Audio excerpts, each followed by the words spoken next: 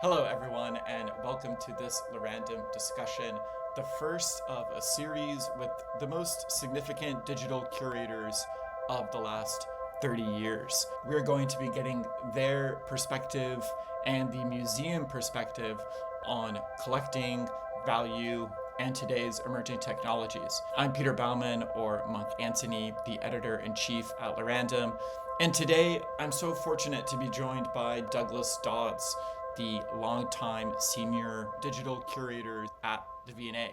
Douglas Dodds is an independent curator currently and researcher, but previously he was a senior curator in the Word and Image department at the Victoria and Albert Museum in London. He was responsible for developing the department's digital art collections, which range from early computer art to recent born digital works. The V&A now holds one of the world's largest public collections of computational art. Dodds has been responsible for several V&A exhibitions and displays, including Chance and Control, Art in the Age of Computers, Barbara Nessum, An Artful Life, Digital Pioneers, and The Book and Beyond. So Douglas is this seminal figure in the collection and preservation of digital art over the last 30 years, and I'm so lucky to get to talk to him. So let's get started. Maybe we can just start with the challenges for museums of collecting digital art. And what are some of those just broader challenges? Is it just the diversity of all the materiality? Is it budget? What are some of the main Yeah, concerns that yeah, museums are sure. thinking about? Well, basically, as I'm sure you understand, there are many challenges for museums.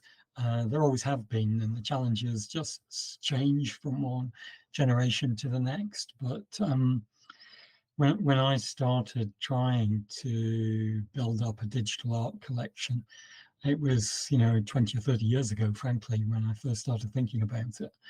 And in some ways, it was a lot simpler then because there wasn't so much digital art around for a start. And equally, there wasn't that much interest in it in the wider sort of population. So it was a bit of a blank field, an unknown, if you like, which in some ways made it difficult, but in other ways made it a lot easier because there were fewer other people doing what I was trying to do at the time. Nowadays, as I say, there's a massive amount of digital material out there, whether you call it digital art or just digital culture more broadly. But it ranges, I suppose, from essentially amateur works to what we would both recognize as being highly sophisticated, culturally rich, aesthetically highly developed, complex digital objects. So you're looking at a very broad range of things, which can be quite simple to understand and to collect, to being very difficult to understand, very difficult, if not impossible, to collect in the traditional sense. So those are the sorts of challenges, really, I think, that are out there. How do you identify worthwhile artworks? How do you acquire them, if you need to acquire them at all? How do you preserve them?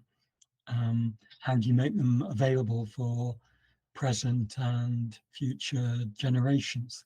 These are not simple topics, and they vary so much from object to object, from artwork to artwork, that it's not always possible to come up with a simple set of solutions to it.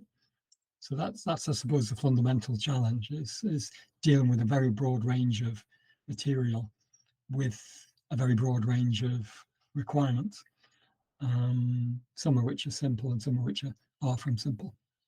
One of the things that's always struck me about digital art generally is that the artists tend to be at the leading edge of things. They're always experimenting with new software, new hardware. They've moved on from last week's stuff, never mind last year or stuff they were doing in the last decade. And by definition, that tends to be slightly flaky, slightly problematic. The software's a bit unknown, a bit unstable. It's here today, it's gone tomorrow. So to imagine that an institution can collect that and maintain it when it barely works sometimes today is a big question, really, a big demand. Yeah, you mentioned a lot of the topics that I wanted to talk about today, or maybe dig deeper into. One thing that maybe we can talk about first is identifying objects or that you want to collect, or sourcing objects. And I know you just got finished saying that it's difficult to talk about it, and broadly speaking, but yeah, can you just talk about the process of identifying what exactly it is that the museum or you as a curator want to collect? Mm-hmm. Where do you even begin? Well, I suppose in broad terms, in the abstract, as it were, a museum like the one I worked in, the V&A, is really trying to build up a collection of objects that speak to each other in some way, or tell stories, or demonstrate some innovation, or demonstrate some particularly important movement. And to be able to do it not just now, but continue to be able to do it and reuse it in the future. So when I was looking at acquiring particular digital objects, or perhaps physical objects that were created digitally, I was thinking, how does this fit with what we've got already? Is it something that is novel in some way and presents some new technique or innovation that people are still going to want to know about in the future? Does it have some sort of aesthetic aspect to it that makes it highly exhibitable? There's so many factors like that you want to take into account, but fundamentally does it actually fit? Does it offer a viable sort of prospect of being able to be shown in the future as well as now? If not, then we shouldn't be acquiring it. There are other ways in which you can show things or make things available to people that doesn't necessarily require you to retain them forever. And that's true of other media as well as digital art. If you think of theatre and performance, you don't necessarily capture a theatre performance forever. You might video it, you document it in some way, but you don't actually retain it forever. So, there are different strategies for different types of material. Although the default case historically in a museum would be to try and collect something and put it on display, that's not necessarily appropriate for a lot of the digital works that are being created today. You need to be able to reference them, but you don't necessarily physically need to have them, or even have them stored on a hard disk somewhere in the premises. Is the approach ever artist first? Like, you start with the artist? Well, absolutely. Yeah. I mean, one would always have a mental hit list, if you like, a wish list of artists that you felt ought to be represented in some way in a major public collection. Certainly all the time when I was doing this at the V&A, I was essentially trying to plug gaps in our collection, knowing that we were particularly strong in some areas and much weaker in others, perhaps geographically, perhaps chronologically. And I would also be constantly adding to that wish list, as well as managing to acquire some things along the way. But it's a constant evolution. It's not a static process. I do want to get back to sort of the process of collecting, but this can be a little detour. You said that you were plugging gaps with the collection. Can you talk about what your goals were, what you aim to achieve? And then also, at the end of your time there, what was unique about the collection? Right. Well, to start with, the V&A has actually been collecting digitally created works from as long ago as 1969. So it was very early in that game, if you like. Perhaps not particularly consciously, but there was this iconic exhibition, Cybernetic Serendipity, that took place in 1968. And the museum amazingly collected a series of prints that were created in conjunction with that exhibition. So those were probably the first digitally created artworks to go into the V&A collection. And a couple of things were added over the next decade or so, individual works by Manfred Moore and Vera Molnar in particular. But in no sense was the museum attempting to create a digital collection in the way that we would recognize it now. They just kind of happened to come into the collection alongside many, many other things. The Vera Molnars, for example, were part of a big portfolio. So at that time, the museum wasn't focusing on this really. It's only in much more modern period in recent times that that happened, and I was very much involved in that. I started working at the V&A in 1990. For 10 years, I actually worked in the V&A's National Art Library, building up digital collections there, among other things. So I've always worked with digital things. And it struck me that really a major institution interested in the history of art and design generally really needed to tackle digital things as well as physical things. So I started almost as a sideline to begin to do that. And coincidentally, the library merged with the Prints, Drawings and Paintings department. I found myself in this much bigger group of curators. And essentially, I needed a specialism. And my specialism was digital. Even though my day job was doing other things most of the time, I would often get to meet people or go off to conferences and things and suddenly get interested in these things on the side that weren't really the reason why I was there, and begin to build up the collection. Yeah, it was very consciously done, but a bit under the radar at the time because most people in the museum didn't really regard digital as an appropriate format for a highly prestigious organization like the V&A to be involved with. Yeah, that was a really good overview. That's really interesting of how museums maybe make those changes, and it does seem like it's often just individuals that are spurring the change. So we thank you. It can't just be a change from a small group of people. And by the time you left, what was unique about the collection? I mean, what do you think you have maybe achieved with the collection? Well, obviously, there've been many people involved with it over the period, not just me. The museum, for instance, has also been collecting physical representations of the digital era, Macintosh computers, Sony Walkmans, iPhones, computer games, all sorts of things. But we're talking specifically about digital art, so I'll focus more on that. I suppose the V&A's digital art collection is unique in the sense that there are many individually unique objects in it, that can't be reproduced. It might be a plotted drawing or a file that only exists in one manifestation. So it's unique in that sense, but I think it's also unique in the broad scope of it, which is attempts to cover many countries, many artists in varying levels of detail.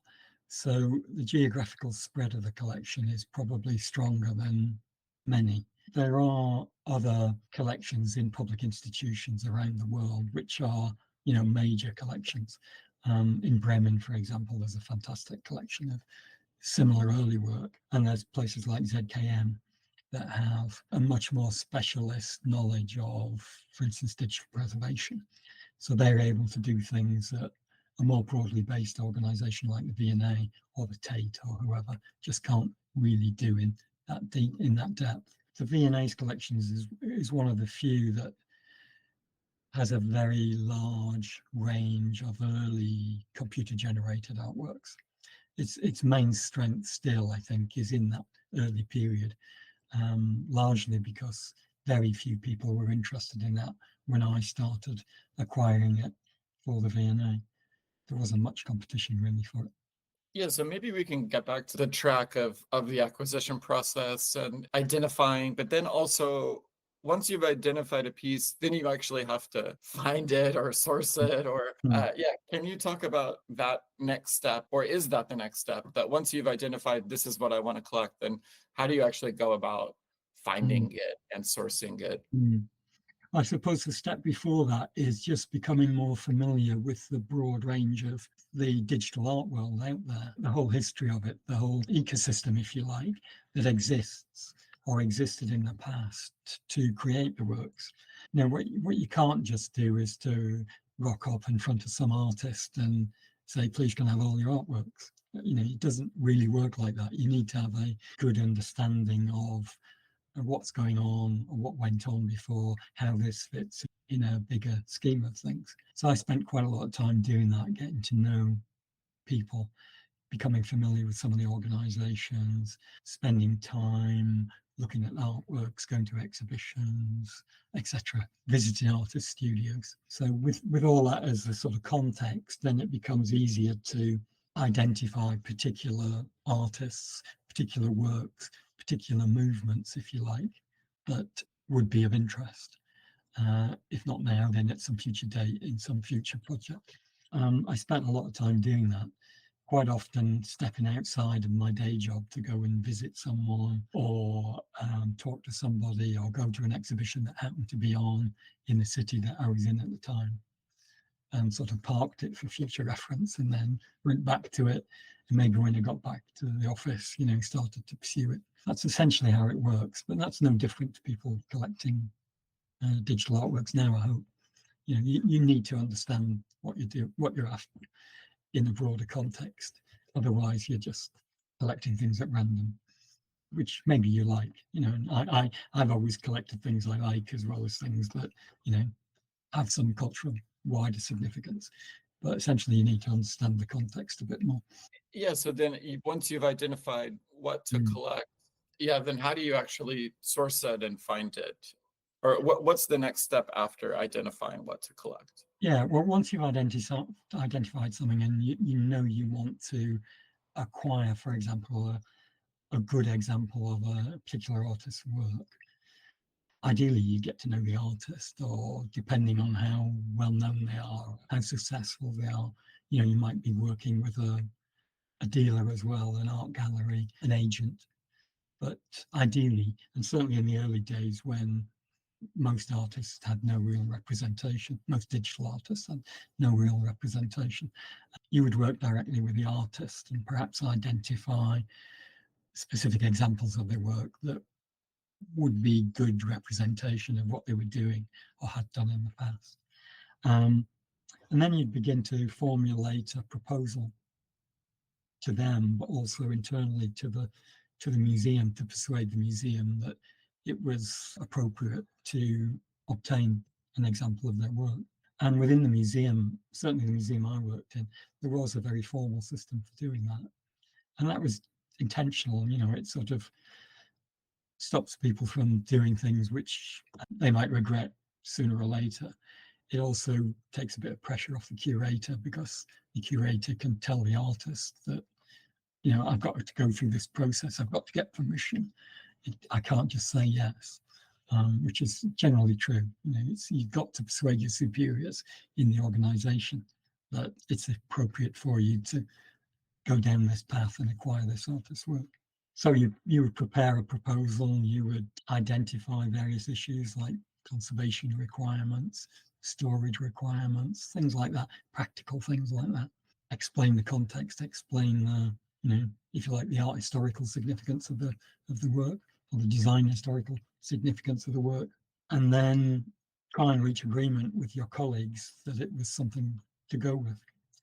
And depending on the scale of the acquisition and the complexity of it, that might be a relatively light touch process, but it's still a process. If it's something much more complicated, perhaps more expensive, perhaps it requires some sort of tricky digital preservation aspect to it, perhaps needs particular hardware, then you would need to go through more hoops to get agreement generally within the institution before you could go ahead.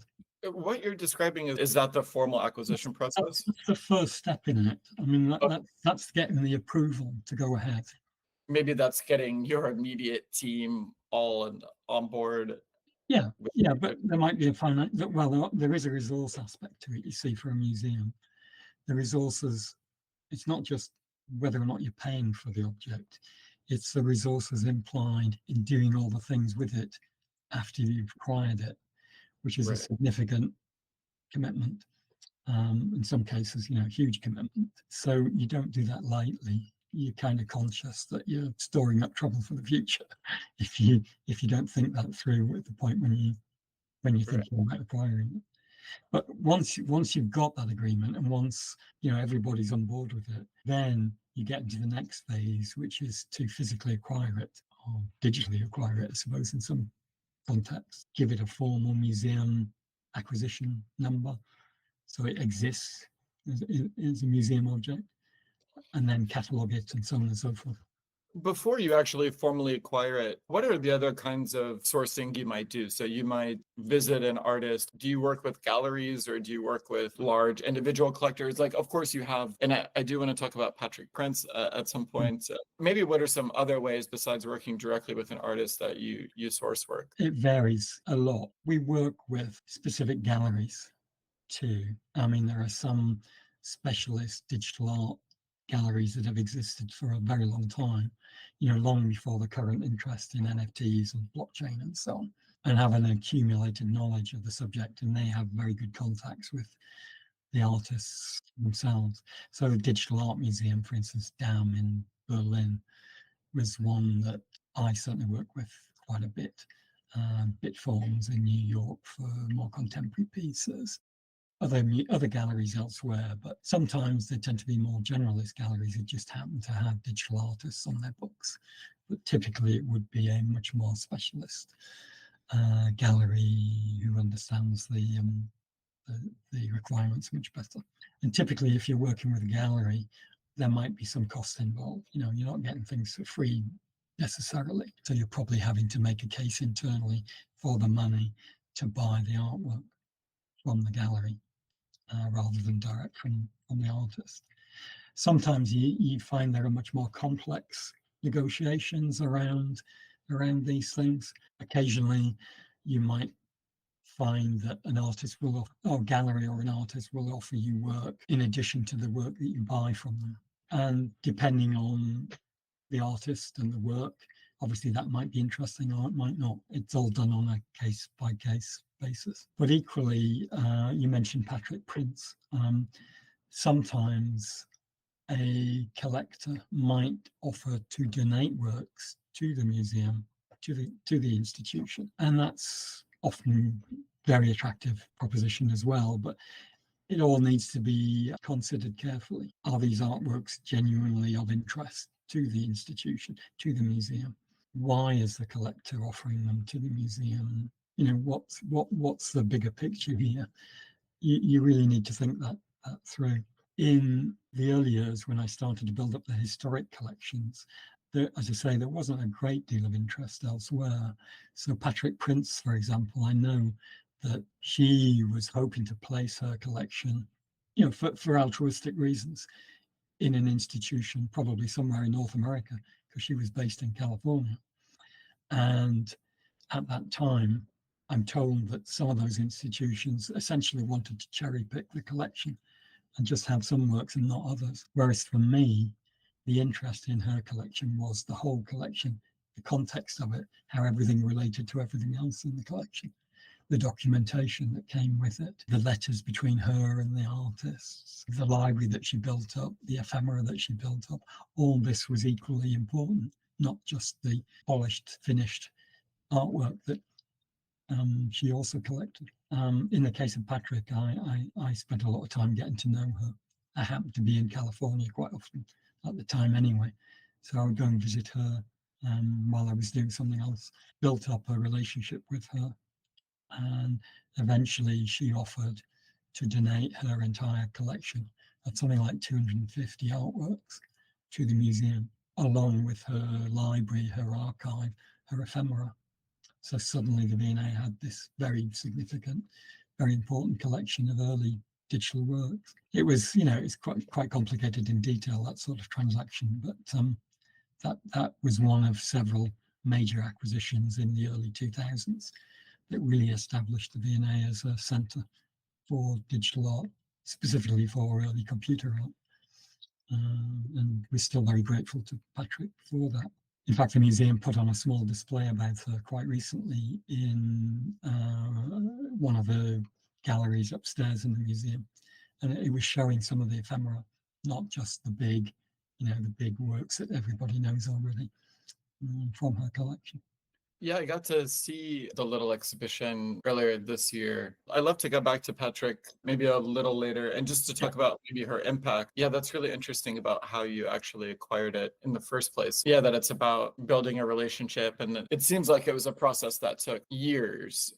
Yeah, several years, certainly. Yeah. And so that brings up a couple of different things, like in the acquisition process, donations versus actually purchasing a piece. And before we maybe get into like that formal final acquisition process, how do museums think about donations? From their point of view, obviously it's very attractive to, like you said, to get a donation, especially from such a prestigious collection like Patrick Prince's. Once the piece is actually in the collection, does the museum think about that distinction any longer in terms of how it was acquired exactly? Not particularly. I mean, a purchase and a donation, they're just different forms of acquisition. At the end of the day, the museum still has the object. They might have had to pay something for it initially up front, or they might have been given it for free. But essentially, once they've acquired it, they've got it. There are a few constraints that are sometimes, applied, but the only major one I can think of is you essentially always acknowledge the donor in any future things that you do with the artwork. So, the catalogue record that you'll see online will typically say donated by. And if you ever display it, the label will say donated by, ideally. Similarly, if you're using money from an external body, somebody who's perhaps helped you to buy something, you would also acknowledge that on their labels and on the online records for things. But beyond that, I don't think it really makes a great deal of difference whether you paid money for it or not. It's just good to have it. Is there any indication or presumption of the prestige of the piece that because the museum bothered to pay for it or maybe bothered to seek it out in a more direct way, that it's more important? Is there any sense like that? Well, to the museum, perhaps not. I always like to say that, the V&A collects things which tell stories, which demonstrate something to the audience, whoever the audience is, multiple audiences. The financial value of the object is very much secondary to that. Although obviously you have to take it into account in some circumstances, security, for example. But the value of it is not in what you paid for it. For the artist, though, it's not uncommon for an artist to think that it would be more prestigious for an institution to pay money to them for their work. And that's not unreasonable, is it? Artists need to make a living. Everybody understands that. But sometimes the economics of this are rather more complicated than just a straightforward transaction. It's often in the interests of the artist and the artist's dealer, gallerist, however you call them, to have their work in major public collections. And you're kind of conscious that as a curator, when you're having a conversation with an artist or their representative about something like that, it's not just them necessarily being altruistic and wanting to give their work to the museum. It appears on the artist's CV that they're in this public collection. So, that they get a benefit from it. But equally, if you're a collector and you're donating things to an institution, quite often you get a benefit from it. There might be a tax incentive, for example, for a collector to donate something to a museum. These things are loaded. You just need to understand that while you're having the conversation. And if you like, put it to one side, because what you're really interested in is the significance of the work, the importance of the work, the value of the work to the collection, rather than its financial value. As a curator, that's the approach you should generally take in whether or not to accept something. Yeah, I'd like to talk more about value. And I guess the reason I'm asking about acquisitions, like purchases versus donations, is because I think some people in the NFT space think that if a museum acquires a work through a donation, that it somehow maybe makes it less legitimate, or it's viewed less favorably than as if a museum purchased the work. But Right. Mm. it seems like you're saying that isn't maybe as big of a distinction as people are making, or maybe is it? Well, it isn't for the museum, I would say, whereas it perhaps individual artists have totally different perspectives on this. You know, on the one hand, you can take the view that as an artist, I need to promote my work. I need to make my work accessible so people can find it. And one of the ways of making it accessible is to have it in publicly visible places rather than just private collections. So there's that benefit in having it in a public institution, whether or not they pay for it. Yeah, certainly. So, but it's like there's no legitimacy question in terms of the acquisition of a purchase versus a donation. There's no, it's not like a donation is an illegitimate acquisition somehow. No, not at all, not at all. Right. I wouldn't see that like that personally. If you flip the question, really, I suppose, in my experience, very few museums have the financial resources to spend significant amounts of money on new and emerging artists. It's just not there by and large, certainly in Britain, probably in Europe, arguably in North America too. It's very hard for them to identify the sources that would be needed to pay for some of the high value born digital works that are NFTs. You know, certainly at the peak of the market, that's just out of the question for most institutions, and it just wouldn't happen. Whereas it might happen for no, I mean, it would rarely happen in my experience that museums would be able to persuade their authorities to let them spend money in that way. That's the challenge for museums there, I think, as collectors, as public collectors. Right. Yeah. So I guess budget, especially for a museum like the V&A that wouldn't necessarily have an inherent digital focus. No. Yeah. You mentioned value, and I think it's really interesting. How do museums think about the value of a work? And you stress that it isn't financial, and as a curator and as a museum. How do you think about the value of a work? Well, the value of it often appears in different ways rather than just the financial value. You know, it is the uniqueness of it, it's the significance of it in terms of its relationship to other artworks, other artists. It's, you know, is it the first of something? Is it the best of something? Is it the most likely to survive of something? Those are the things which are really important to public institutions trying to acquire things and make them available and make them survive. You know, have some hope of surviving and being viewed by people in the future. It's not how much you paid for it. It's not how much somebody else paid for it necessarily that matters. In fact, a lot of museums actively resist valuing their collections for that sort of reason, not just digital works, but works more broadly.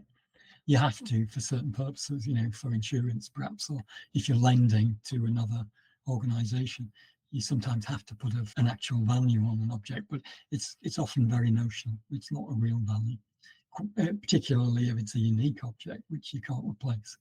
The money is, you know, incidental.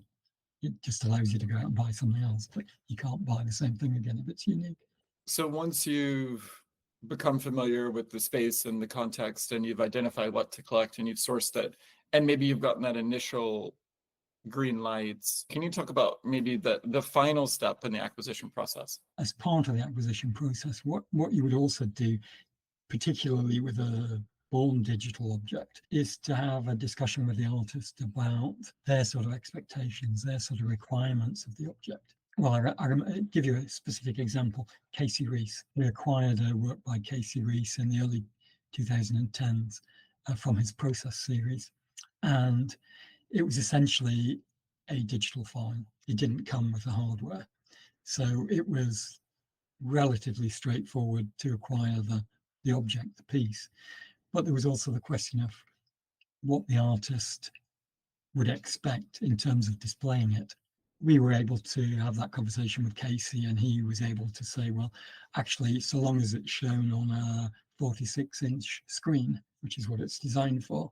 I don't mind what the actual monitor is. I don't mind, what the hardware is behind it that's playing it, so long as that's the finished product and it's on that screen, which is great because it liberates you as an organization. You don't have to maintain a particular piece of hardware over time and have a backup piece of hardware of the same make. Those are the kinds of conversations that you have. And in fact, that piece by Casey has been running ever since, on display in public in the V&A, in pretty much the same place, more than a decade. But that was because we consciously chose a particular piece that we knew would have fewer issues than perhaps another piece we could have collected by him or somebody equivalent to him that would have had specific requirements. And, in a way, it becomes self-selecting because you go down one route rather than the other, knowing that that's more likely to work in a gallery over time. So those are the kinds of discussions you would have at some point in the acquisition process. But eventually, you physically own it. You have it in the collection. You would, as I started to say earlier, give it a formal museum number, an identifier. Begin to build up a catalogue record for it, a description of it on the museum's database internally. If necessary, photograph it, if it's possible to photograph it, or possibly video it in some cases now. Perhaps there might be ephemera that goes with it, instruction booklet that goes with it. You need to decide what to do with all these things as well. And you need to store it somewhere, physically and or digitally, depending on the context for the object. That's always kind of work in progress for digital things. They don't all conform to the same standard. So you have to do different things for each object as it comes in. And then over time, you should really obviously continue to monitor it for digital preservation purposes as well. It might be a flash file, for example, or something that becomes problematic over time. You bring up maybe the last two things, or maybe two subsequent steps, and from ideation to acquisition to and then maybe the next step is something like display. And I'm wondering if you can maybe talk a second about just as a curator and who's curated several large exhibitions, what are some of the major display or presentation considerations for you, especially that are unique to the digital? The first exhibition of digital art, I suppose, that I did in the V&A was back in 2009, when I showed selected works from Patrick Prince's collection alongside another major archive that we'd acquired at much the same time, the Computer Arts Society. And counterintuitively, most of the works in that exhibition were actually not digital in their presentation. They were physical. They were plotter drawings, photographs, prints, mainly, but not exclusively. What I also did at that time was to borrow in lots of digital animations, videos, and so on that provided context for the physical works on the walls in the gallery. So animations by people like Michael Knoll or Lillian Schwartz, or a whole range of artworks that at that time we couldn't physically acquire for the museum. So it was a mixture of objects owned by the museum and objects borrowed, typically videos or whatever, borrowed and shown on deliberately small low monitors to make them look of the period. More recently, it becomes difficult to think of how you're going to show something and when you're going to go show something. At the point of acquisition, you're not necessarily sure when you're going to show it and how you're going to show it and what you're going to show it alongside. So, it varies tremendously. I can think of examples where we showed a work by Ernest Edmonds on a very bespoke monitor in an new acquisitions gallery, but all the other works in the gallery weren't digital at all. And that can affect how people perceive the object. It can look bright, for example, the screen might look bright when it's alongside works which are in a low light because they're quite light sensitive. It just depends so much on the context in which you're trying to show them. Typically, though, what you're trying to do is to, as I keep saying, tell particular stories, probably multiple stories, show things in context with other things that relate to them, show them in as good a light as you can. So nobody wants to show something badly. And it's quite easy to show digital things badly, as I know to my own cost occasionally. You look at things afterwards and you think, oh, why did I do that? Or why didn't I think of that? But, that happens to everybody. Screens have reflections, for example, which a lot of people don't take into account. So you walk into a gallery and you're looking at one thing, and the first thing you see is the thing opposite being reflected back in it, which is not what you want. Well, those sort of practical things you need to think about. Yeah, that's interesting what you're saying about the context of the digital, or seeing the digital, like with that Ernest Edmonds piece. Context is such a challenge with the digital, because like I know with the show that you're talking about, that 2009 show, I think it was Digital Pioneers, and it was showed alongside another show. I think that was Decode, Danny Brown's Decode. Yeah. And it seemed like that juxtaposition really allowed the show to shine. Maybe that contemporary part helped add context to even the pioneer part, maybe paradoxically somehow.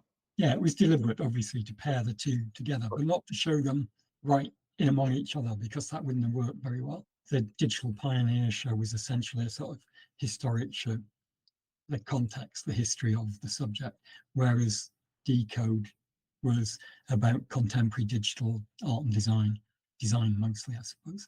But to mix them up would have been very difficult to do. There are these big landmark shows that attempt to do that, but they have varying levels of success, in my opinion. I think it made a lot of sense to separate them and have them, work to, in a way, contextualize each other. I thought that was really complement each other, really. Yeah. Right. Yeah. If there's anything else you want to say about digital preservation or archiving, feel free. But then, very happy to move to Patrick. And I don't think she's very well known, but her impact definitely is larger than her reputation. And I wonder, if you can talk more about her, and how did her support and just her interest in this field impact its development? Well, Patrick was heavily involved in an organization called SIGGRAPH in the 1980s. She curated a show, which is a retrospective even then, a retrospective in 1986 of digital art, going right the way back to the 1960s, 1950s even. Again, it was trying to present that context for what was happening then, the moment, 1986, when she did it. So she predates the V&A's Digital Pioneer show by many, many years. She was involved with a lot of the artists who were active at that time. Her husband happened to work at the Jet Propulsion Laboratory in Pasadena, JPL, and he essentially ran their computer graphics laboratory. So he was incredibly well connected in that world as well. Artists such as David M went there, Patrick knew David M, and many other people, and she acquired their works for her own personal collection and ultimately gave them to the V&A. She was obviously one of many people in that SIGGRAPH art world at the time who were all doing similar things to varying degrees. She just happens to be one who was very systematic about it, preserved everything, documented it, and ultimately passed it on. But I'm sure there are other collections still out there waiting to be discovered that are similar, if not as comprehensive as hers was. One of her legacies really is, because she gave the collection to the V&A, and the Computer Art Society gave their collection to the V&A at much at the same time, it established it as a place where people could find early digital art. And it encouraged a lot of artists who were still alive to think about their legacy and what they should do with their legacy, not necessarily giving it to the V&A, but perhaps putting it somewhere else. So ZKM, for example, now has very good archival collections of particular artists' work. It's much more commonplace now than it was. And that's part of her impact, I think, as well. And she was quite a benefactor as well, right? I think she actively supporting artists as she was collecting In the them? sense that she was buying their work, or, paying money for their work when most of them were hardly ever able Not to sell selling. any. Yeah, there was a gallery in Los Angeles which she helped to co-found as well. So, she was active in that scene as well. Um, and some of those artists are still very grateful to her for acquiring their work, because ultimately it ended up in a museum collection. That's the benefit there for them as well.